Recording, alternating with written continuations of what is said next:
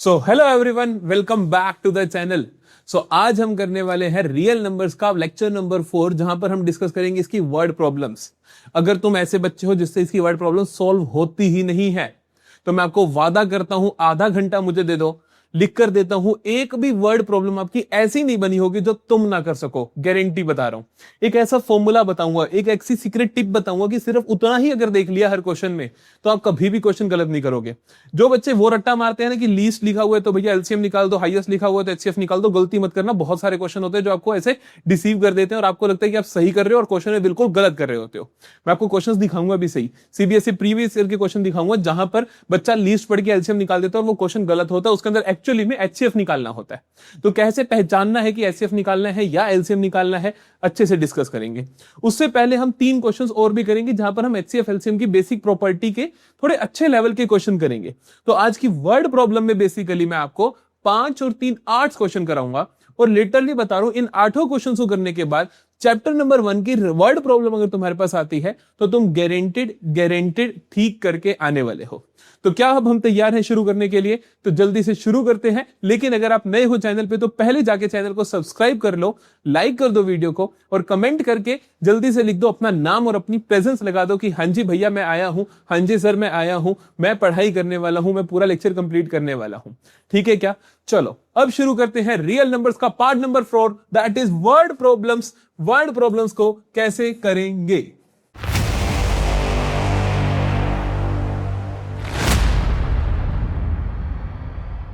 देखो पहला क्वेश्चन क्या कहता है हमें, क्या कहता है, ध्यान से देखते हैं। क्वेश्चन कहता है कि if sum of two numbers is 1215, कहते हैं अगर दो नंबर्स का सम 1215 है एंड देयर एचसीएफ इज 81, और उनका एचसीएफ क्या है? 81 है। उसने मुझे दो चीजें बताई। क्या बताया? कि एचसीएफ क्या है दो नंबर्स का, और उसने मुझे क्या बताया कि उनका सम कितना है? 1215। पहला बहुत बेसिक सा काम है, मैं कह देता हूं कि लेट टू नंबर्स बी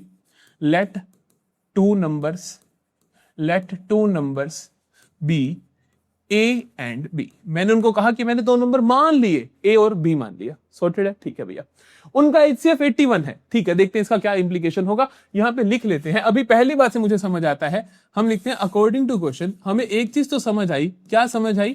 कि ए प्लस बी जो है वो किसके बराबर है? 1215 के बराबर है।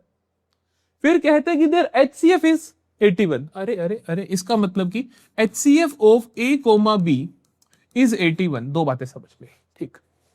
The possible number of pairs of such number sir, कहता है कितने ऐसे पॉसिबल नंबर ऑफ पेयर्स बन सकते हैं, ऐसे ए बी कितने डिफरेंट कैटेगरीज बन सकती है। भैया कुछ नहीं समझ आया, क्या पूछ रहा है? मेरी बात सुनो। कहता है इन दोनों कंडीशंस को सेटिस्फाई करने वाले कितने पेयर्स बन सकते हैं, ए और बी के ऐसे कितने जोड़े बन सकते हैं जो इन दोनों सिचुएशंस को सेटिस्फाई करें। एक चीज ध्यान रखना, एचसीएफ क्या होता है? एचसीएफ होता है हाईएस्ट कॉमन फैक्टर। अगर मैं आपको बोलता हूं कि 81 ए और बी का हाईएस्ट कॉमन फैक्टर है, मतलब कि 81 की टेबल में ए भी आता है, 81 की टेबल में बी भी आता है। बहुत ध्यान सुनना।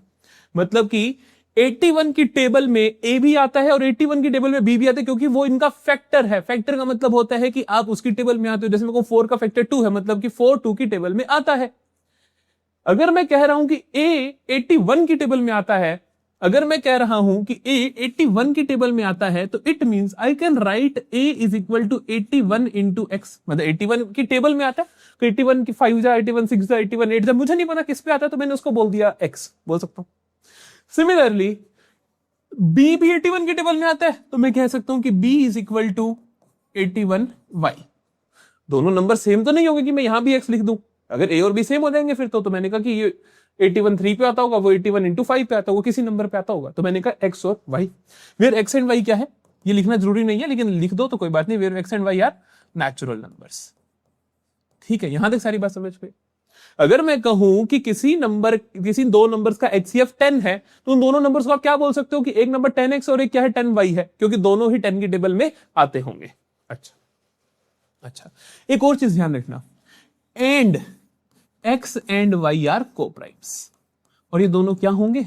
को प्राइम होंगे। एक्स और वाई मतलब कि ये एक्स और ये वाई, मतलब कि 81 इंटू जो ये भी होगा और 81 इंटू ये जो होगा, ये दोनों नंबर्स क्या होंगे? को प्राइम। मतलब इनके अंदर और कुछ कॉमन नहीं होगा।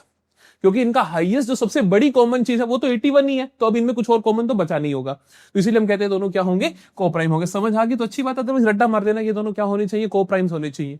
अगर मैं आपको कभी भी बोलूं कि HCF of two numbers is 10, तो आप क्या बोलोगे कि एक नंबर है भैया 10A और एक है 10B, A and B are coprimes. समझ है मेरी बात?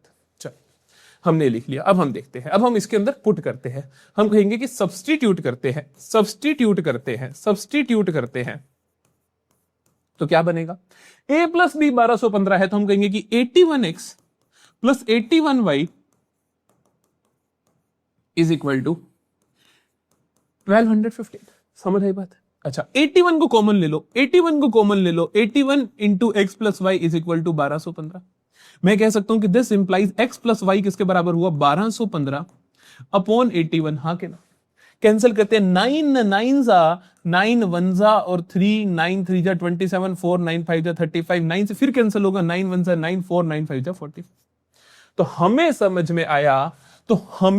में आया कि x प्लस वाई क्या है, तो x प्लस वाई क्या है बेटा जी, 15 है। x और y क्या होने चाहिए सर, x और y क्या होने चाहिए, नेचुरल नंबर्स होने चाहिए, मतलब कि काउंटिंग नंबर्स होने चाहिए, 1 2 3 4 होने चाहिए।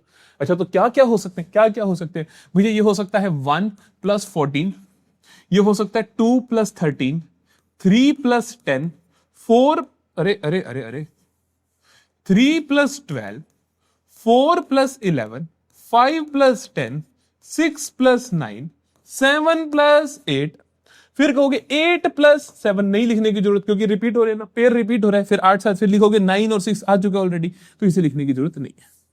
तो ये सारे कॉम्बिनेशंस बने, तो आप लिखोगे क्या, आप लिखोगे x plus Y is equal to 15 for the following pair of numbers. कौन कौन से पेयर है बेटा, 1 14, 2 13, 3 12, 4 11, 5 10, 6 9, 7 8। क्या मेरी बात समझ में आई? ओके, पहली कंडीशन क्या है, दोनों क्या होने चाहिए, नेचुरल नंबर्स, सेटिस्फाइड। दूसरी क्या है, दोनों कोप्राइम्स। कोप्राइम्स का मतलब होना चाहिए कि ये दोनों नंबर का कोई कॉमन फैक्टर नहीं होना चाहिए, 1 के अलावा। ये मतलब किसी एक चीज की टेबल में ना जाते हो दोनों नंबर। देखिए 1 और 14 कोप्राइम्स है, ये किसी और की टेबल में नहीं जाते। 2 और 13 कोप्राइम्स है, ये किसी की टेबल में नहीं जाते। 3 और 12 दोनों ही 3 की टेबल में आते हैं, ये भी 3 की टेबल में आता है, ये भी 3 की टेबल में आता है, कोप्राइम नहीं है क्योंकि इनका फैक्टर कोई और है 1 के अलावा। गलत। 4 11 कोप्राइम है, 5 10 मेरी जान भैया कोप्राइम नहीं हो सकता क्योंकि दोनों 5 की टेबल में आते हैं, हटा दो। 6 और 9 कोप्राइम नहीं हो सकते क्योंकि दोनों 3 की टेबल में आते हैं। 7 और 8 कोप्राइम हो गए। तो ऐसे रिक्वायर्ड पेयर्स कितने हुए, 1 2 3 4। This is my answer. Answer क्या होगा, 4 is the required number of pairs। चलो जल्दी से समझाता हूं, जल्दी से एक क्विक रिकैप देता हूं, ध्यान से सुनना मेरी एक एक बात को। ठीक। क्वेश्चन ने मेरे से पूछा, कहते कि कोई दो नंबर्स हैं, उनका सम 1215 है। हमने कहा ठीक है, इसका मतलब a प्लस बी 1215 है। क्वेश्चन ने बोला उनका HCF 81 है। हमने कहा अच्छा HCF 81 है, जिसका मतलब क्या हुआ कि A भी 81 की टेबल में आता है, B भी 81 की टेबल में आता है।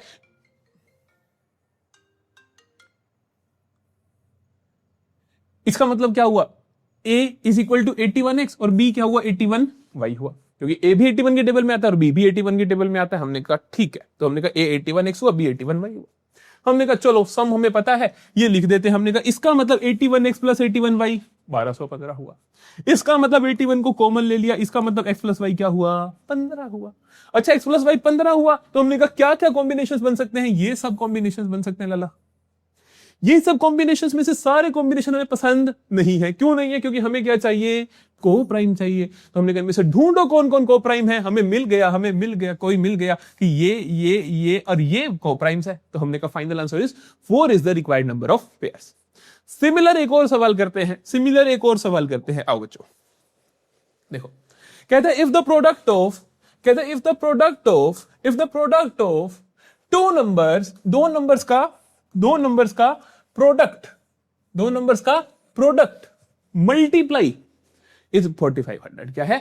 4500 है। तो पहले तो आप लिखोगे let two numbers be X and Y, मर्जी है, ए बी मान लो, एक्स बी मान लो, पी क्यू मान लो, जो तुम्हारा दिल करे। ठीक है, let two numbers be X and Y. ठीक है, इनका प्रोडक्ट कितना है? लिखोगे अकॉर्डिंग टू क्वेश्चन पहली बात हमें समझ में आती है कि x इंटू वाई है भैया 4500। दूसरी बात हमें समझ में आती है कि एंड देयर HCF इज 15। इनका HCF कितना है? 15 है। अरे अच्छा, HCF 15 है क्या? तो दूसरी बात क्या बोली क्वेश्चन ने कि HCF of x, y is 15। अच्छा, हमें पता है कि HCF का मतलब क्या होता है। तो हम कहेंगे कि दिस इंप्लाइज x क्या है बेटा? 15 की टेबल में आता है 15 इंटू ए। y क्या है बेटा? 15 की टेबल में आता है 15 इंटू बी। हाँ के ना? 15 की टेबल, अरे ए भी नहीं लिखना, कुछ भी लिख दो। लिख दो 15 इंटू पी और 15 इंटू क्यू, रट्टा नहीं मारना। ठीक, तो x क्या होगा बेटा? 15 इंटू समथिंग। y क्या होगा बेटा? 15 इंटू समथिंग। और यहां पर p एंड q क्या होंगे? नेचुरल नंबर्स होंगे। एंड p एंड q क्या होंगे? को प्राइम्स होंगे। बात समझ में आई क्या? ठीक है। अच्छा, अब लिख देते हैं, वहां पे पुट कर देते हैं। हम कहेंगे this implies 15p into 15q किसके बराबर हुआ? इनकी मल्टीप्लीकेशन 4500 के बराबर है, तो किसके बराबर हुआ? 4500 के बराबर। ठीक, कैंसल आउट करते हैं। तो इसका मतलब p इंटू क्यू किसके बराबर हुआ? 2 15 है, दोनों 15 को डिवाइड कर दो। ये दोनों 15 मल्टीप्लाई करते, दोनों डिवाइड हो गए। 15 1 सा 15 3 सा 45 0 0। 15 इंटू 2 30 0 20। तो पी क्यू क्या है मेरी जान? पी क्यू क्या है मेरी जान? 20। दो चीजों की मल्टीप्लाई प्लस नहीं है, मल्टीप्लाई 20 है। चलो पहचानते हैं। अगर मैं बोलूं कि P मल्टीप्लाई Q 20 है, तो इसका मतलब P और Q कौन से नेचुरल नंबर्स हो सकते हैं? कौन से नेचुरल नंबर की मल्टीप्लाई 20 होती है? अच्छा, 1 इंटू 20 होता है भैया। 2 इंटू 10 भी 20 होता है भैया। 3 इंटू नहीं आता, 4 पे आता है। 4 इंटू 5 20 होता है भैया। 5 इंटू 4 होता है, वो दोबारा लिखने की जरूरत नहीं, अब इसके बाद रिपीटेशन शुरू हो जाएगा। तो हमें क्या मिला? हमें 3 पेयर्स मिले। क्या? 1, 20, 2, 10 और 4, 5। हमें क्लियर टू यू? ओके जी। क्या ये तीनों पेयर ही काम के हैं? अरे नहीं सर, नेचुरल नंबर प्लस को प्राइम, ये क्या होने चाहिए? को प्राइम होने चाहिए। 1 और 20 को प्राइम है, 2 और 10 को प्राइम नहीं है, क्योंकि दोनों ही 2 के टेबल में आते हैं। 4 और 5 को प्राइम है, तो ऐसे रिक्वायर्ड नंबर ऑफ पेयर्स कितने आ गए? 2। तो आंसर क्या होगा मेरा? 2। ठीक, रट्टा नहीं मारना है, चीजों को समझना है, इसी तरीके से प्रेजेंट करके आना है, एग्जामिनर खुश हो जाएगा।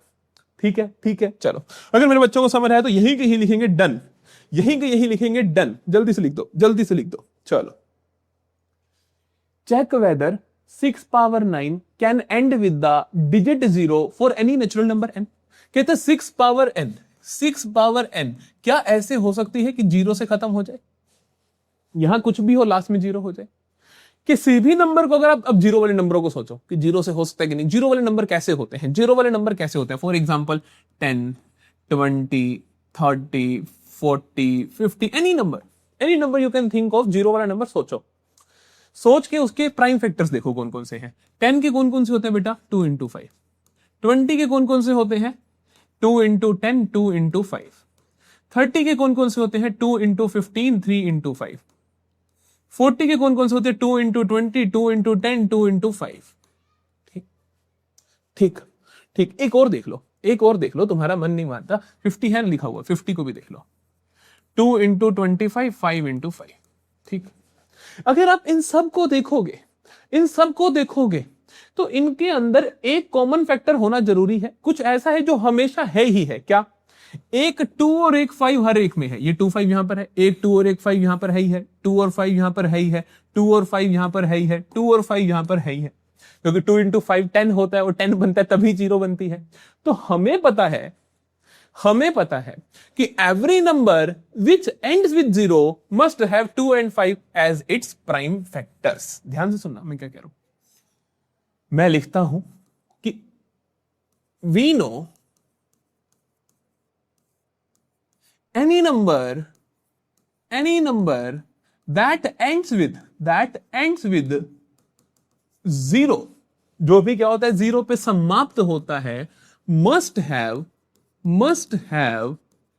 2 and 5 as its prime factors।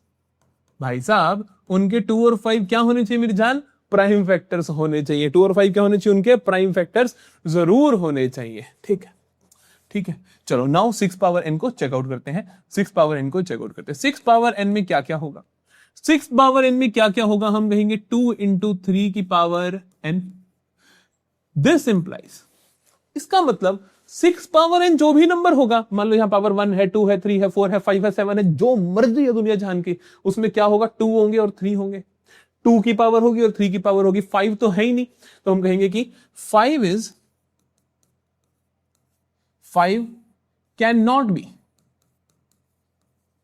cannot be a prime factor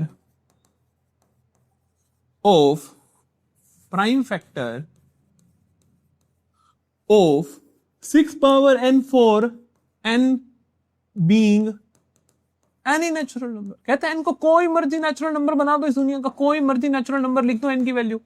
कभी भी ये पॉसिबल ही नहीं है कि यहां पर 5 आ जाए। क्यों? क्योंकि 6 का मतलब 2 into 3 होता है। अब n की पावर जो मर्जी लिख लो। 10 लिख लिया तो क्या बन जाएगा? 10 लिख लिया तो क्या बन जाएगा? 2 पार 10, 3 पार 10।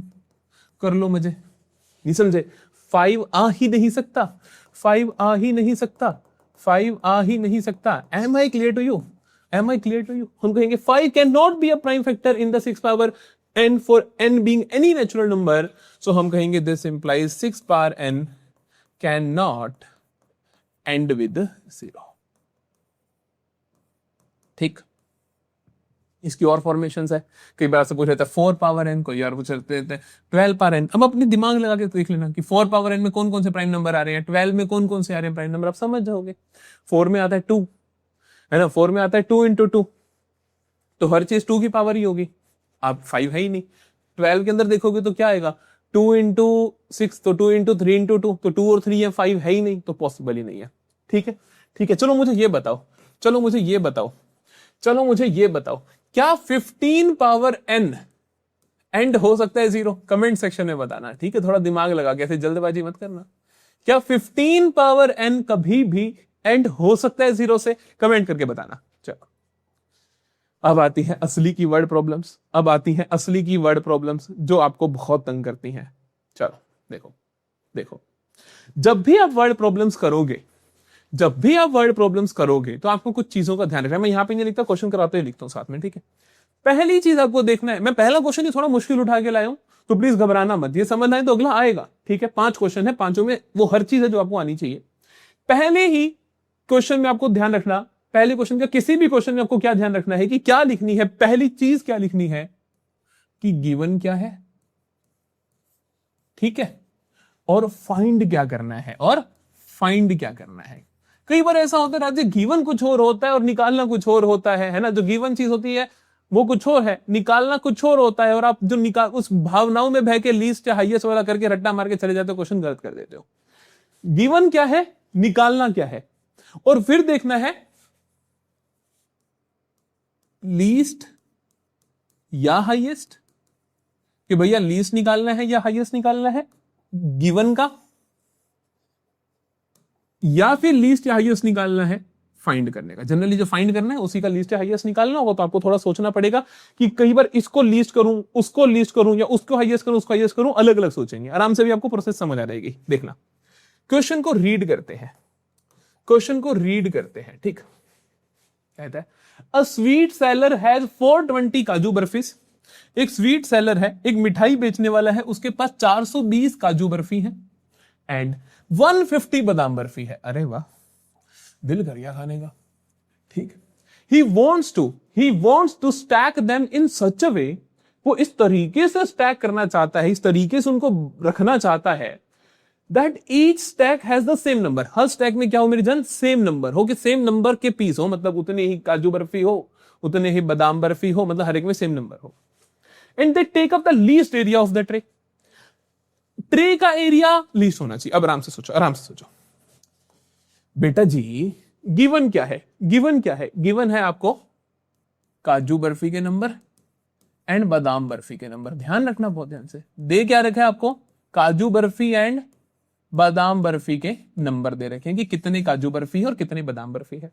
निकालना क्या है, निकालने के लिए कहते हैं, निकालने के लिए कहते हैं find the, they take up the, find such that, जो भी चीज है, they take up the least area of the tray. कहते हैं कि कम से कम एरिया ऑफ ट्रे, कम से कम एरिया, फाइंड क्या करना है, लीस्ट एरिया ऑफ ट्रे। अब यहां पे सिर्फ आप ये लीस्ट पढ़ के एलसीएम निकाल दोगे तो सवाल गलत हो जाएगा, ध्यान से पढ़ लो, पहले समझ लो। कहते हैं इस तरीके से काजू बादाम को रखा जाए प्लेटों में कि वो कम से कम एरिया लें। अगर कम से कम एरिया लेना तो इसका मतलब क्या है कि ज्यादा से ज्यादा काजू बादाम रखे जाएं एक प्लेट में, नहीं समझे। अगर मैं चाहता हूं कि एक प्लेट कम, मतलब कम से कम प्लेटें जाए, मेरी अलमारी के अंदर कम से कम प्लेटें हैं मेरे, तो मैं क्या करूंगा, ज्यादा से ज्यादा सामान डाल दूं हर प्लेट में, तभी कम से कम प्लेटें भरी जाएंगी। या मैं कहूंगी मेरे पास एक अलमीरा है, उसके अंदर 6 दराज है, 6 खाने हैं उसके अंदर, तो मुझे उसके अंदर सामान डालना है, तो मैं कहता हूं कि कम से कम भरे जाए, तो मैं क्या करूंगा, हर पर्टिकुलर खाने के अंदर, हर पर्टिकुलर बॉक्स के अंदर ज्यादा से ज्यादा सामान डालूंगा। तो मुझे क्या करना पड़ेगा, मुझे ज्यादा से ज्यादा पीसेस, हाईएस्ट पीसेस डालने पड़ेंगे। मुझे क्या करना पड़ेगा, हाईएस्ट पीसेस डालने पड़ेंगे। जरा सुनो, जरा सुनो, मुझे दे रखा है काजू और बादाम के पीस, मुझे निकालना है कि कम से कम एरिया निकले ट्रे का, तो मैं क्या कहूंगा, कि भैया ज्यादा से ज्यादा काजू बादाम डालो एक ही स्टैक के अंदर, एक ही खाने के अंदर, सो दैट कम एरिया निकले, सो दैट कम एरिया भरा जाए। तो हमें क्या करना पड़ा है, हाईएस्ट नंबर ऑफ पीसेस डालने पड़ेंगे। क्वेश्चन ने क्या कहा, कहता how many of these can be placed in each stack, कहता हर स्टैक में कितने काजू बादाम डालोगे, हर स्टैक में कितने काजू बादाम डालोगे, सो दैट कम से कम एरिया भरा जाए। तो हम कहेंगे हर स्टैक में ज्यादा से ज्यादा काजू बादाम डालेंगे। How many stacks are formed, और कितने स्टैक बनेंगे, 2 सवाल इसमें पूछ लिए। ध्यान सुनो, कम से कम एरिया ले, कम से कम एरिया ले, तो ज्यादा से ज्यादा क्या करना पड़ेगा, आपको स्टैक्स में भरना पड़ेगा, ज्यादा से ज्यादा भरना पड़ेगा। ज्यादा से ज्यादा करना पड़े तो क्या निकालोगे, एचसीएफ निकालोगे। ज्यादा से ज्यादा भरना पड़ेगा, ज्यादा से ज्यादा भरना पड़ेगा तो क्या निकालोगे, अरे क्या हुआ, अरे क्या हुआ, ज्यादा से ज्यादा भरना पड़े तो क्या निकालोगे, एचसीएफ निकालोगे। ठीक है, ठीक है, देखो, ठीक है, देखो, तो हम निकालेंगे एचसीएफ ऑफ 420 एंड 150। ठीक, तो हम कर देते हैं 420, 2 इंटू 210, 2 इंटू 105, 3 इंटू 3 9 1 3 5 जा 15, 5 इंटू 7 7 इंटू 1। लो जी। और दूसरा क्या है, 150 का निकालते हैं, 2 इंटू 75, 3 इंटू 25 और 5 इंटू 5 5 इंटू 1। लो, ठीक। हमने कहा कि 420 तो बराबर आया भैया 2 पावर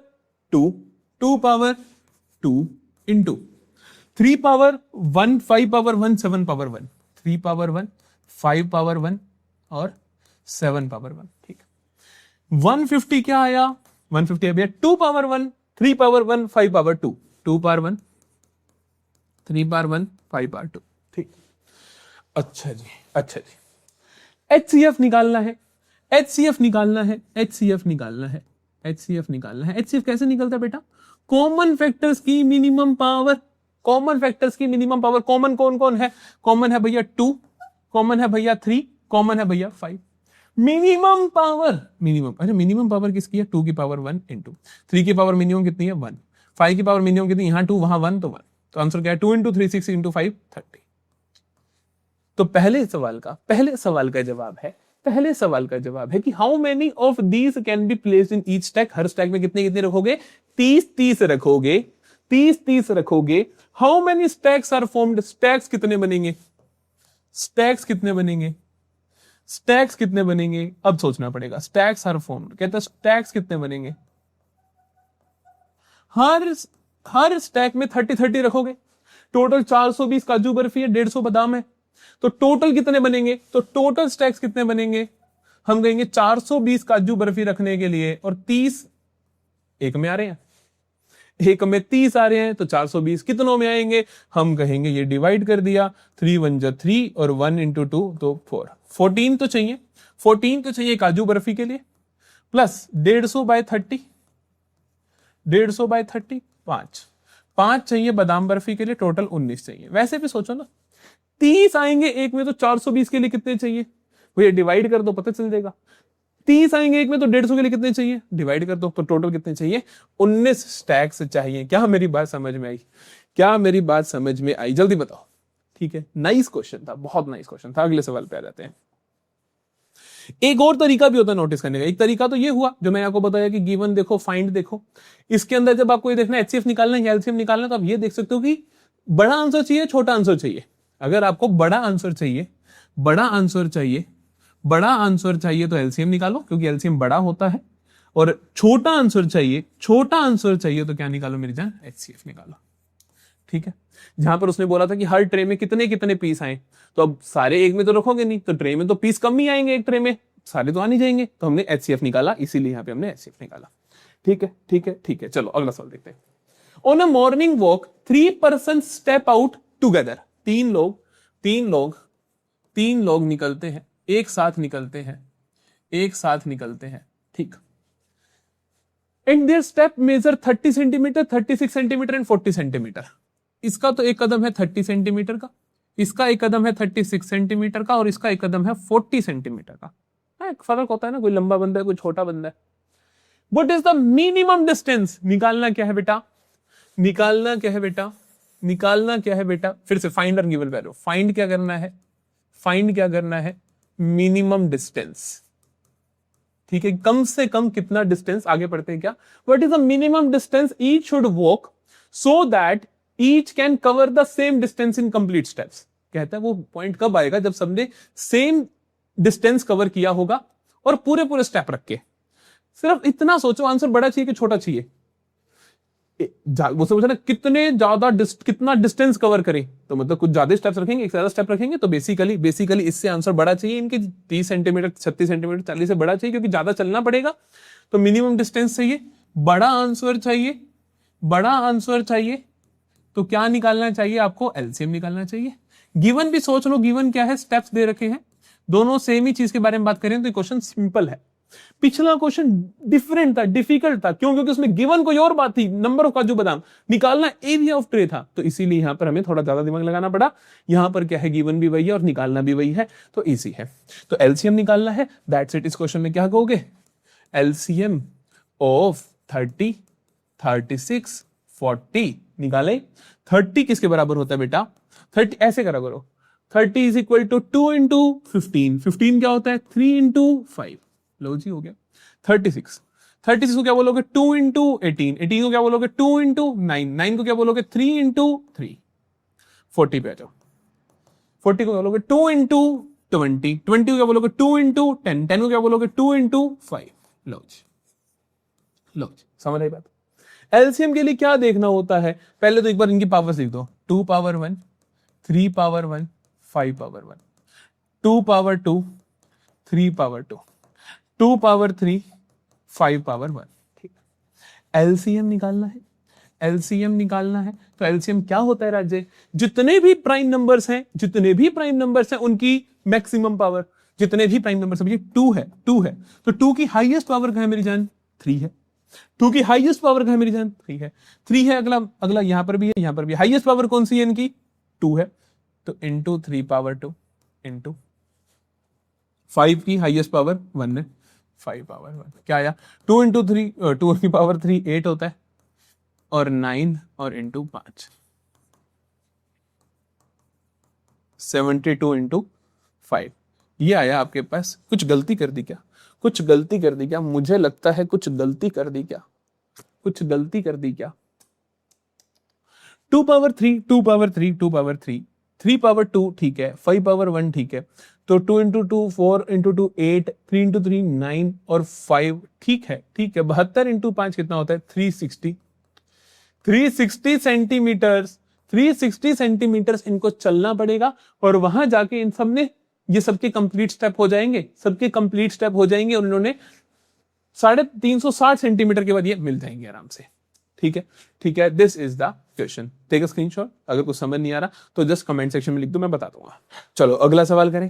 देखो कहते हैं in a school there are 2 sections, 2 section है, namely X and Y of class 10 के 2 सेक्शन है।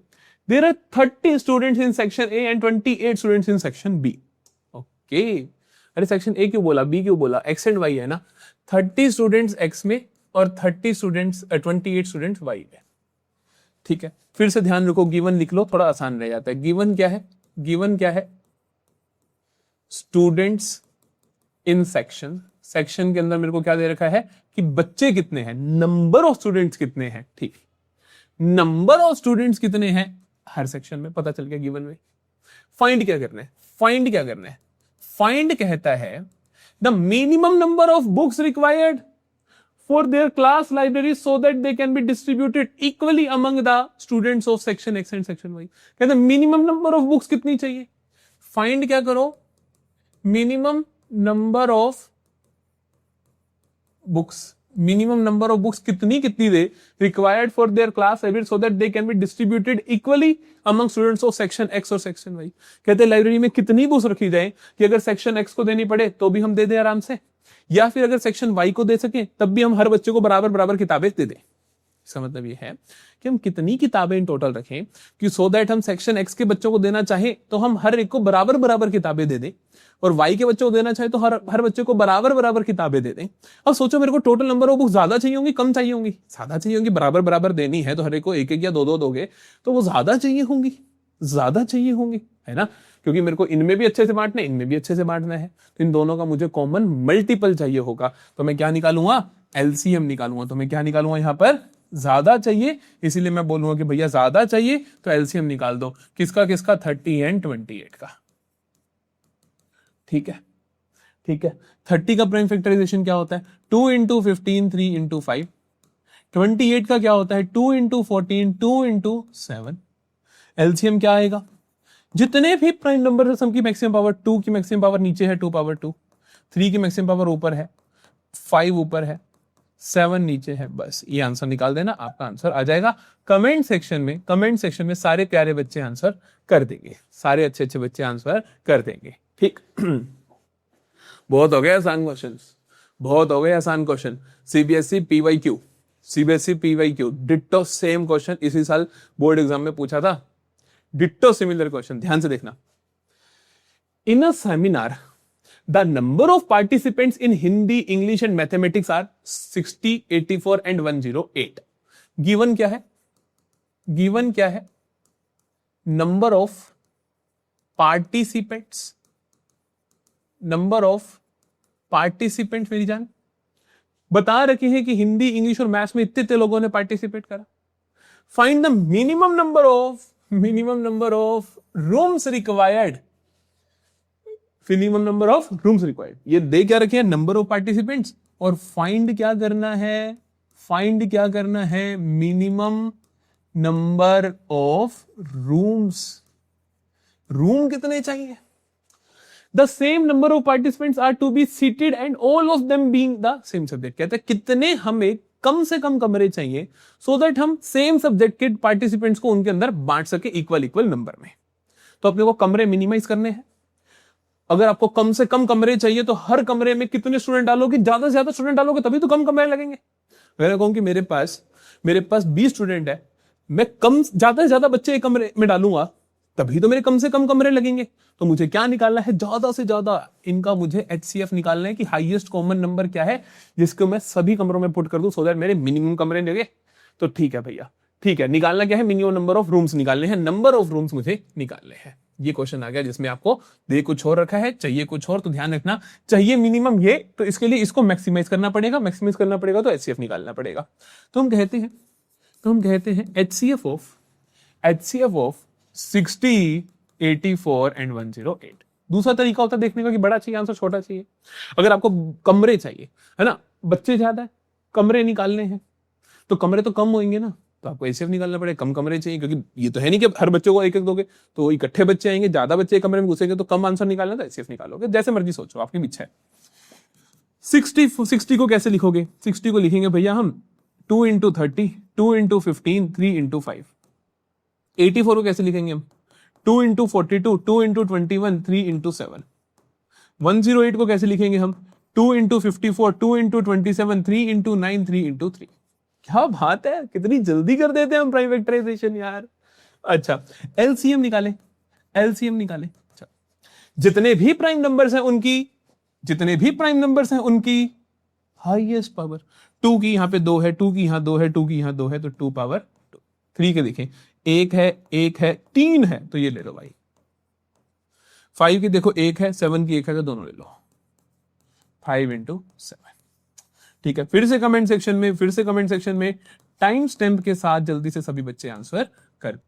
अरे बाप रे, इस क्वेश्चन में तो एचसीएफ निकालना था, एलसीएम क्यों लिख दिया? अरे यहां लिखा तो एचसीएफ निकालना है, एचसीएफ निकालना, बोलते क्यों नहीं हो तुम? लाइव क्लास में पढ़ाने का यही फायदा होता है, बच्चे बोल तो देते हैं कुछ। एचसीएफ निकालना है, एचसीएफ निकालना है। एचसीएफ कैसे निकलेगा? कॉमन प्राइम्स की मिनिमम पावर।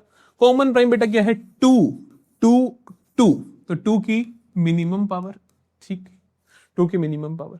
3 की मिनिमम पावर, कॉमन प्राइम्स की मिनिमम पावर, तो कॉमन प्राइम की मिनिमम पावर भैया यहाँ पे 3 पावर 1 है, 3 पावर 1। 5 कॉमन है ही नहीं, 7 कॉमन है ही नहीं, टाटा बाय बाय। कितना आया? 2 की पावर 2, 4 इंटू 3 12। तो एचसीएफ कितना है मेरे बेटा? 12। तो हर कमरे में अब 12-12 बच्चे घुसा दोगे, तो कहता है ऐसे कितने कमरे चाहिए? फिर कहता है टोटल नंबर ऑफ रूम्स कितने होंगे? हम कहेंगे कि देखो total number of rooms needed.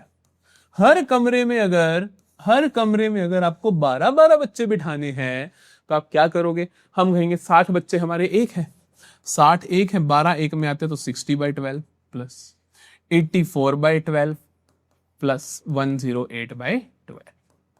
12 into 5 60, 12 into 7 84, 12 into 9 108, तो कितना हुआ? 7 और 5 12 और 9 21 का है, तो 21 rooms are needed. Am I clear to you? बहुत सारे बच्चे कहते हैं भैया कैंसिल ना हुआ तो क्या करना है? अरे मूर्ख, ये कैंसिल होगा क्योंकि इन्हीं का एचसीएफ का मतलब होता है कॉमन फैक्टर। फैक्टर मतलब कि इसका फैक्टर तो है ही है। अगर ये कैंसिल नहीं होता तो तेरी गलती है क्वेश्चन में, ये फैक्टर ही तो है। फैक्टर का मतलब है कि इसकी टेबल में आता ही है ऊपर वाली चीज, तो फैक्टर तो है ही है। ठीक है चलो, आखिरी सवाल करें। ये लो, कहता है 3 measuring rods are of 64 centimetre, 80 centimetre and 90 centimetre. 3 measuring rod है। मेजरिंग रोड का मतलब होता है स्केल, कि 3 मेरे पास स्केल है, एक ऐसा है, एक इस साइज का, एक इस साइज का। ये तीनों स्केल है। Find the least length of cloth that can be measured an exact number of times using these rods. कहते हैं मिनिमम कितना लंबा क्लॉथ चाहिए कि सो दैट ये तीनों ही उसको माप सके पूरा। मतलब 64 वाला भी माप दे उसको, मतलब 64 का मल्टीपल होना चाहिए, 64 की टेबल में आना चाहिए, है ना, कि 64 का स्केल 10 बार में, 11 बार में, 12 बार में माप दे उसको। 80 का भी मल्टीपल होना चाहिए, 90 का भी मल्टीपल होना चाहिए। तो इसका मतलब हमें क्या चाहिए? और लीस्ट लेंथ चाहिए, तो इसका मतलब हमें चाहिए एलसीएम ऑफ 64, 80 एंड 90। निकाल दोगे क्या यार?